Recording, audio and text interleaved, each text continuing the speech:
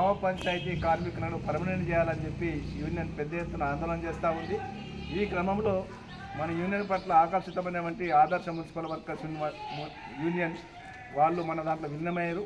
ఈ సందర్భంగా మార్చి 27 తారీఖు నాడు డిచ్పల్లి మండల కేంద్రంలో గణపూర్ గ్రామాభివృద్ధి కమిటీ ఫంక్షన్ హాల్లో రాష్ట్ర విలీన సభను నిర్వహిస్తూ ఉన్నాం. ఎందుకంటే ముఖ్యంగా ఇలా ఎట్టి చాకిరీ పంచాయతీ కార్మికులు చేస్తూ ఉన్నారు. ఎందుకంటే తన రెక్కలు నమ్ముకొని పనిచేస్తూ ఉంటే ఇవాళ కనీస వేతనం 26,000 ఉండాలని చెప్పి ప్రభుత్వాలు చెప్తా ఉన్నాయి కానీ ఇవ్వట్లేదు. అదేవిధంగా 2016 అక్టోబర్ 26 తారీఖున సమాన పనికి సమాన వేతనం ఇవ్వాలని చెప్పి సుప్రీంకోర్టు జడ్జిమెంట్ ఇచ్చింది. అయినప్పటికీ కూడా దాన్ని అమలు చేయట్లేదు. ఇలా రాష్ట్రంలో సుమారు 50,000 మంది కార్మికులు ఉంటే గతంలో కేసీఆర్ ప్రభుత్వం అన్యాయం చేసింది.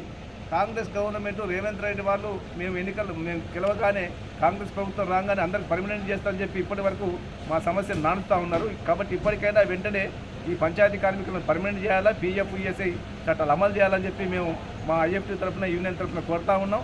ఎందుకంటే ఇవాళ కార్మికులు అంటే యంత్రాలు అనుకుంటున్నారు.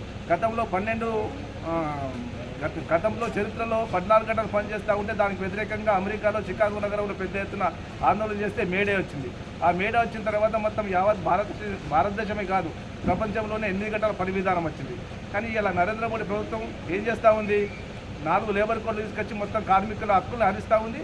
అట్లాగే 8 గంటల పని 12 గంటలు చేయాలని చెప్పి తీసుకొచ్చింది. అది చాలా దుర్మార్గం. దానికి వ్యతిరేకంగా ఆందోళన చేస్తే వెనక్కి తగ్గుతూ ఉంది. ఇప్పటికైనా కార్మికులందరూ మనం ఐక్యంగా ఉండి మన హక్కుల కోసం కనీస వేతనం 26,000 కావాలి, పర్మనెంట్ కావాలని దానికోసము పెద్ద ఎత్తున ఆందోళన చేయాలా. ఆ విధంగా ఆందోళన కార్యక్రమాన్ని రూపొందించుకోవడం కోసము మార్చి 27న జరిగేటువంటి విలీన సభలో కార్మికులు పెద్ద ఎత్తున పాల్గొనాలని చెప్పి తెలంగాణ ప్రగతిశీల గ్రామ పంచాయతీ వర్కర్స్ యూనియన్ ఐఎఫ్టీ తరఫున కార్మిక లోకానికి కోరుతా ఉన్నాం.